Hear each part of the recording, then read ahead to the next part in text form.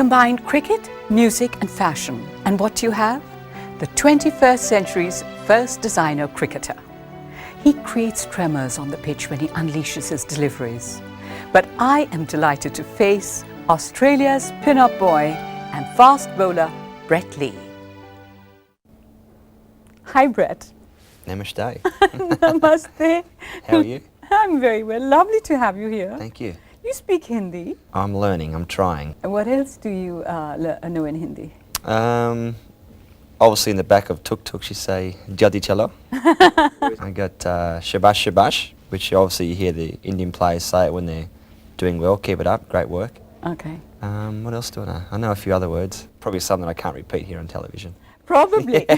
So I won't take my We won't go there.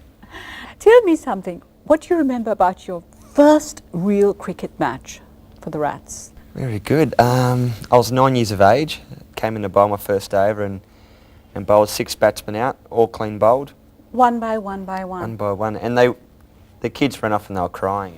I was excited. I think my mum and dad got a bit embarrassed because they didn't have time to pad up. And I thought, this game's a great game, I'm enjoying this. That's a cinch. But then I think next game I got smashed. What? I believe a year later the parents came up and said, you know, Brett shouldn't be allowed to play because he's too fast and dangerous.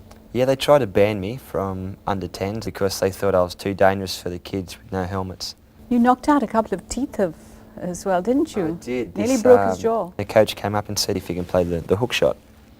So I bounced him and I remember him just going like that and then the ball went straight between his mouth and knocked some teeth out and I was sick. My dad offered to pay the dental bills, but the parents said, look, it's not your fault, he should have been wearing a helmet. Well, it's 5 years now since you've been in international cricket. You're still creating devastation everywhere. I'm just really enjoying it.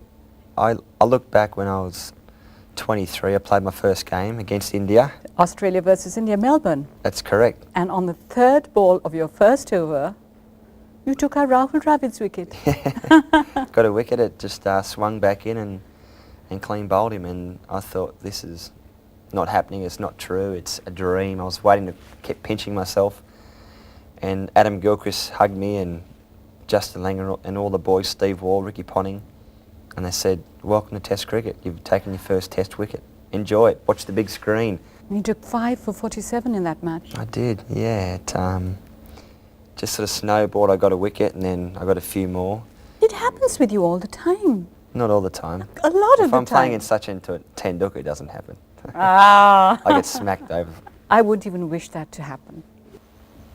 What's the fastest you've ever bowled? The fastest clock was 160.7 kilometres per hour. And who was the unfortunate batsman? I think it was Nick Knight from England. So who is faster, you or Shoaib? Well, at the moment, Shoaib Akhtar, he's recorded a ball 0.6 for K quicker. But look, I think Shoaib's a great bowler. I think the kids try and sort of emulate Shoaib Akhtar because he runs into bowl, his black hair's flapping, he's enjoying it. People like to see. He's wild, very wild, but a great guy too. What goes into making a really good fast bowler? I think you have to have balance. You've got to have good timing. You've got to be pretty mentally tough to be a fast bowler. Why mentally tough? Because it's challenging. It's 42 degrees, it's 90% humidity. Yeah. You're not taking any wickets, your ankle's hurting, your back's hurting, and you feel like sometimes this is too hard, I have to give in, but then you think, well, hang on, no, there's a million people back home who want to be in my position right now, and that's when your brain takes over. And you have this very fire and brimstone style of running up, and is that aggressive approach important? It is. You need controlled aggression. Yeah. If you run into bowl hesitant, we're just putting the ball there, and the batsman thinks, okay, this is a gift, and you'll work through mid-wicket to hit for 4. But if you run in and the batsman can see it in your eyes like you want to take his wicket, well then he thinks this guy's a bit serious. I'm going to have to watch the ball a bit more closely. But even if you're not aggressive in real life, because it's not in your nature, you're not aggressive, are you? So then what do? Do you psych yourself up? I don't need to, no. Playing for my country. If you can't get psyched up from playing for your country, those that you shouldn't be playing. Do you make a plan for each batsman, or does that depend on the pitch? Bit of both. Yeah, like if I'm bowling at Sachin Tendulkar, I mean, I won't tell the plans because the people at home will maybe And tell he Sachin. will hear it as well. Sachin, hello Sachin, if you're listening. I've studied a lot of tape of Sachin Tendulkar, Virendra Sehwag, VVS Laxman, Sourav Ganguly, and Dravid too. He's brilliant. Well, what is it about Sachin? He's the best. Why? He's very aggressive. He's got a good temperament, so it doesn't matter where you bowl to Sachin Tendulkar. His back looks about that wide. His bat. Yeah, it's not, but it looks that wide because you just see it hit the mill and go in the fence for four. Okay, and as a batsman, which bowler do you dread facing? Well, Shoaib Akhtar won. I'm sure. Matai Muratharan, he's very hard to face. And Chris Cairns from New Zealand. But it must be exciting to watch Shoaib bowl to you, or you bowl to Shoaib. There was one game we were playing about 4 years ago, and I was batting, and my nickname's Binger. Binger, yeah. And I'm taking centre, and I'm seeing the umpire and looking up, and I heard Binger. I'm thinking, who's calling Binger? It's not my mates from the sideline. I looked up, and there's Shoaib Akhtar with a ball. He's going, he's going to kill me, and I'm going, oh no. So, you know, the heart palpitations start, and I thought, well, there's two options. He's either going to bowl a bouncer or bowl a full toss right at my feet. And I thought, he won't bowl a bouncer. He won't try and kill me. So I was expecting a Yorker, which I did. I got a Yorker, didn't see it, hit me straight in the big foot. I thought it broke my toe. And the umpire gave me not out. I was a bit disappointed I wasn't out because it hurt. I wanted to go and ice my foot. Okay. Is sledging important? I don't look at it as sledging, I look at it as gamesmanship. Well, I don't know. The Aussies are famous. They've mastered the art of sledging, I hear. I hate to call it sledging, but if you're going to do this so-called sledging, there's nothing wrong with having a chat to the batsman as long as he's not being racial, as long as he's not saying a problem about their country, about their family, about the person in general. You know, we have put a code of conduct with Cricket Australia as far as this sledging or gamesmanship is concerned. And we know that if we step over that line, then we should be punished. Well, who will hear it and who will tell you, who will punish you? Well, there's 22 cameras on But we can't the hear team. what you're saying. Oh, you can. I've tried. The stump can pick it up. You mightn't hear it over the TV because they don't want all the people at home to pick up in case a batsman or a bowler swears, which we don't. But the whole part about this is to try and put the batsman or the bowler off his game. Demoralise It's as him. simple as that, yeah. But our Indians don't sledge, do they? I can't understand them. That's why I want to learn Hindi. See, I was out there one day and they said, let's get this karagosh out, let's get this rabbit out. Oh, Khargosh. Karagosh, you know, I'm thinking, I'm not a rabbit. But I learnt it, so then I said, I'm not a rabbit. And they went, they couldn't believe that I actually knew what karagosh is. But you hang out with any of our Indian cricketers? Yeah, Who? VVS Laxman, great friend of mine. Mm-hmm. We catch up for a feed all the time. Dravid, Ganguly, they're all friends. Sure, when you walk out and you're playing cricket against them, you want to try and get them out. I find that whenever a bowler is fast and successful, there are always accusations about his bowling style. Yeah. That he's throwing or chucking or this and that. And I know you've been through it too. That was probably the hardest part of my career to date, was when I was accused having a suspect action. And you know that you've got 10 people around the world on a phone about to make a decision over the next hour if you are ever going to play Test cricket again. So you're like, I only ever want to play Test cricket because I love it. I love being out there, I love being in front of the crowd, I love trying to win and just do my best. I'm not a cheat, I've never been a cheat, and I've got no problem with my action. It actually come back 10-0 in my favour. Yes. That there wasn't a problem, so that was like a lot of relief. Tell me, when you're going through bouts of stress or lows, what gets you out of it? Music. Music. And I may have been hit all over the ground for 4s or 6s, got no wickets. I haven't done well. I've gone home, gone back to the hotel, pick up the guitar, play a few songs, and then I'm sweet. It's healing. Yeah, it is. It's healing, you know. You're playing in 2 bands. One is Gas and one is Six and Out. Yeah. But that's brilliant. How do you manage your time? if it's something that you love, you'll always make time. It doesn't matter how busy you are. And you've got an album as well, and an EP. Done a couple of songs with a few of Australia's top singers. Are you going to bring your band out to India? We want to bring Sixten out to India, providing that what we're bringing out is for a good cause. We want to bring it out for a charity. Oh, that's good. We want to raise money for either the children of India. Well, Steve is doing a lot, isn't he? And that's why they love him. He does it from his heart. And, we don't want to get paid for it. That's really We just nice. want to come on a trip, play some music and hopefully bring some smiles to a few people's faces. We might have to bring some earplugs in case they don't like it. Tell me, Brett, are you still working in Barclays Menswear? I am. You're very knowledgeable, aren't you? Good questions. You're still working there? I am. Well, there's an old saying that if somebody looks after you, you should always look after them. I was looked after by my boss, Richard Bowman. He gave me a job when I was about 17 or 18. I was only playing like first grade cricket.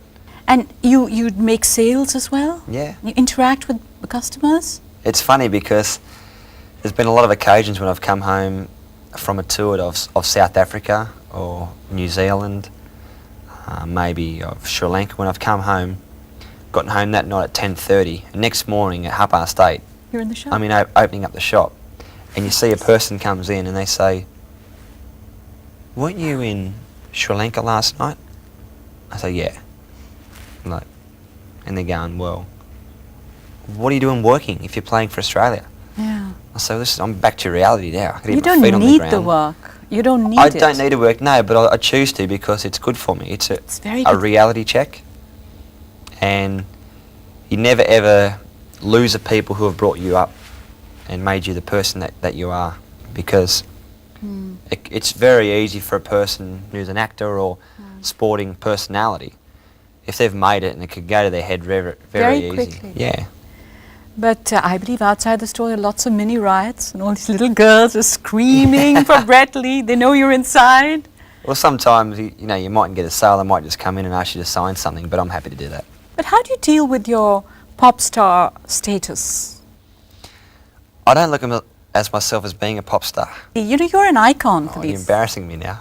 No, I don't mean to. But it's a fact. It's a weird one because if I'm out with my mates, I totally forget that I'm a cricketer until someone comes up and says, "Can you sign this for me?" You think, that's right, I play a bit of cricket. It's lovely. I hope it never touches you. Well, it shouldn't do, and I think it's the way that you've been brought up.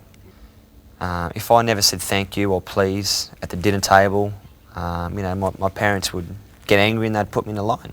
I would never ever want to do anything that my mum and dad pick up the paper and read me on the back or the front page saying that you've done this. All I want to be in life is just to be known as a person who has played a bit of cricket, enjoyed himself and has been a decent guy. Knowing that lots of young girls and kids out there idolize you, what does it do to you? Well, you always want to do the right thing by the young kids coming through. I've done it. I've gone up to what I thought was an idol, and it's great that young kids do have idols. It's very Yes. important. Yes. And this person, this superstar that I said, "Can you please sign this for me?" He said, "No problem." He asked me my name, if I play cricket, if I'm a batsman or a bowler, and signed my cricket bat, and I thought, what a great guy. So Who was I he? thought, Steve Smith for Australia. I thought that if I ever get that opportunity to make a kid feel special, well then I'm definitely going to do it. That's lovely. And there's times when you can't physically sign every single autograph, and you've got to say, "Sorry, I can't. Hopefully I'll be able to do it next time." But you always want to make the person feel special, because you sign one and then he or she goes away, and then the next person is the first time that they've ever met you. But then I think people who should be signing autographs are doctors, because they're saving lives. We're just out throwing a red cricket ball which weighs 156 grams. To me that doesn't require signing any autographs. Yes, but even the doctors have to be entertained. Absolutely. You've also started your own label, Brett Lee. Took me a while to think of it. Are you wearing a Brett Lee? Jacket, yeah. The suit. Terrific. I always wanted to be in fashion, and that's something that I enjoy doing because I've got a hand in saying what happens. I'm just thinking, here you have cricket, music, fashion. You're a nifty hairdresser, I'm told. Right? What's this? What's You this? got me there. What's this? I think I'll just have a sip while I choke on my water here. That all come about 10 years ago when my younger brother wanted a haircut, like a trim. I said, no problem, I'll fix it up, I'll sort it out. Mum and Dad weren't home. So I said, sit down, put the towel around him, got the spray out, obviously just water. Thought I was a hairdresser. Got the scissors and made a few little cuts, and he just wanted his, cut his sideburns and a bit off the fringe. And you did a good job. I went to town on his hair, and Mum came home and said, oh, good haircut, Grant. Grant said, well, Brett did it. And Mum said, yeah, right. So then Dad was lining up, so I cut Dad's hair for 3 or 4 years. And then I went to Andrew Simons, and he wanted a mohawk. So I got the razor and zzz. You didn't. And also did the coach too. You can start a hairdressing line as well now. You know. Dodgy haircuts.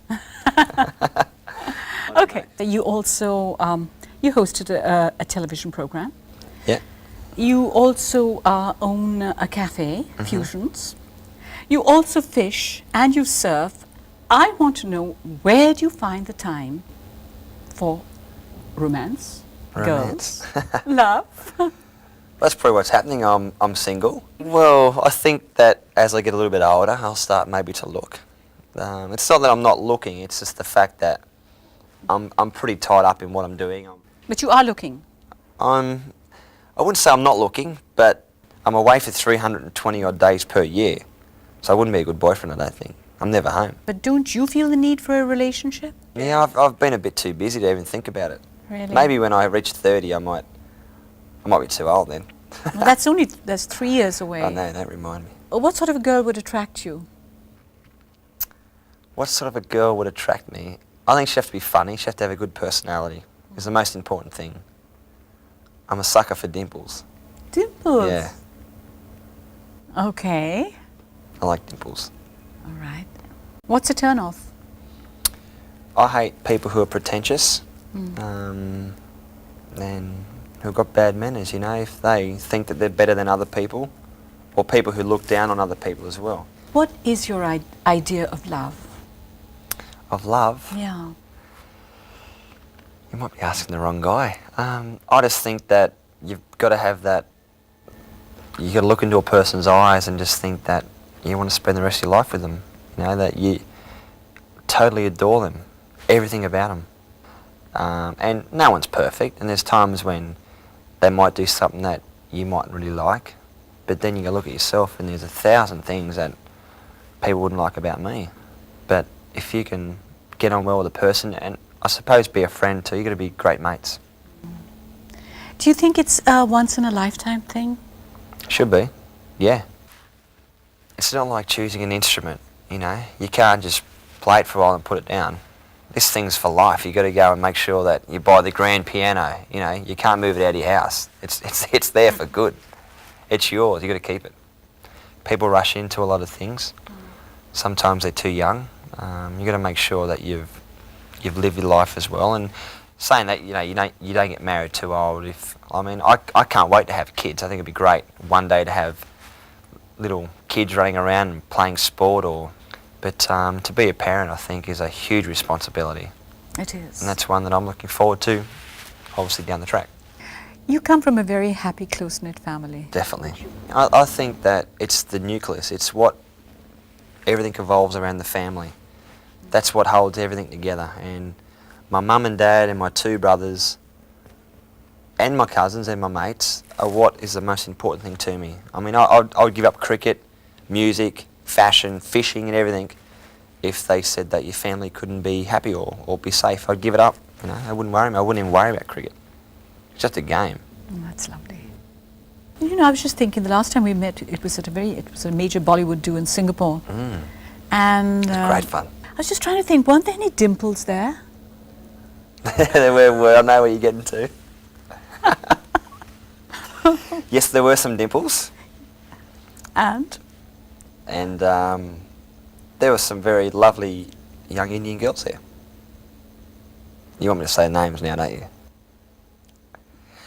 I had the pleasure to do a photo shoot with Priti Zinta. She's a lovely girl. Lovely. She just happens to have dimples. But nice girl, and there's a lot of other girls that we met as well, and they were really very friendly. They were so down to earth. And I got to meet Mr. Bachchan, the Big B. Yes, but He's a beauty. He's a legend. he's a lion. Yeah, he's a champion. Like, so humble, so down to earth. And we went back to his apartment. He had a bit of a party with all the guests. That's where I met you. A lot of fun. Have you brought your guitar? I have. Good, then let's have some music. Ah, okay? you reckon? Please. You might know this one. Actually, you will know this one.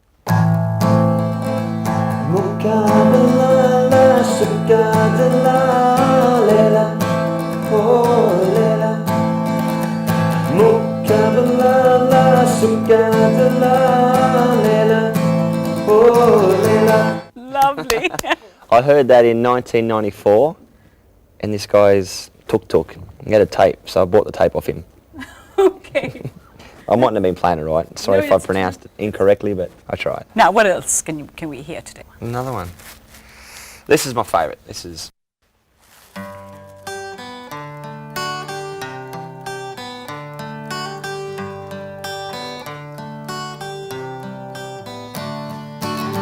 It's amazing how you can speak right to my heart.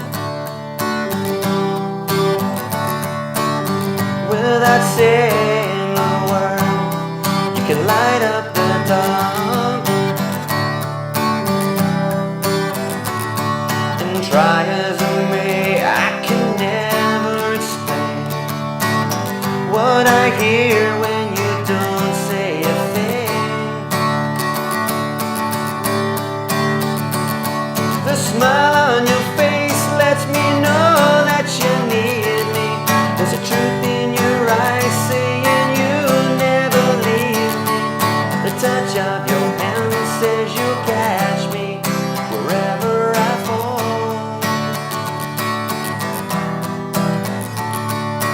You say it best when you say nothing at all. Truly, I'm bowled over. Really? I think you're a terrific person. Thank you. You too, Sammy. Thank you so much for coming I've on had a my lot of show. fun. It's been great. Had a few laughs and... Thank you for this rendezvous.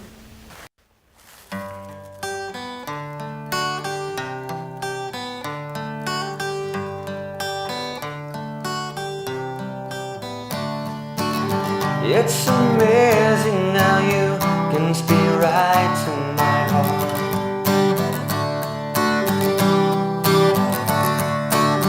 Without saying a word, you can light up the dark. And try as I may, I can never explain what I hear when you don't say a thing. The smile